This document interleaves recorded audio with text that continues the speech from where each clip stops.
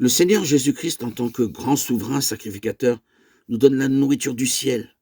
Melchisédek est apparu à Abraham comme souverain sacrificateur. Dans Genèse 14-18, Melchisédek, roi de Salem, fit apporter du pain et du vin. Il était sacrificateur du Dieu très haut. Personne ne sait d'où il était. Il n'avait ni père ni mère. Il n'avait ni commencement de jour ni fin de vie. Il fut rendu semblable au Fils de Dieu.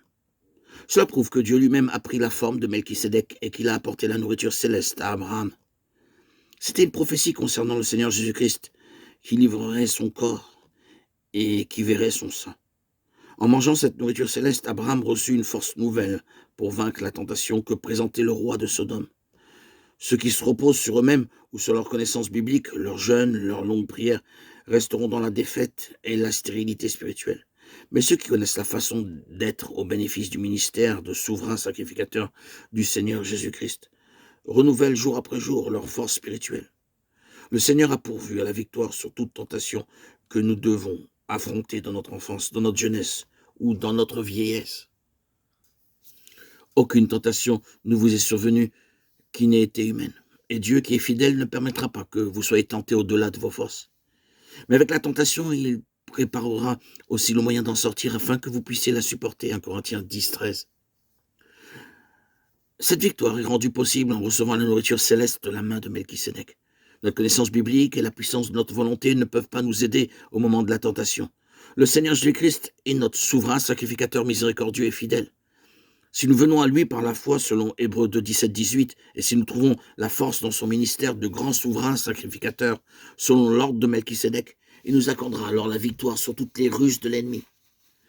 Nous connaissons le Seigneur Jésus-Christ comme notre Sauveur, ensuite comme notre Seigneur et notre Roi, puis comme notre grand souverain sacrificateur. Que le Seigneur, frères et sœurs en Christ, nous enseigne à nous approprier son ministère de souverain sacrificateur dans notre vie et tous les jours.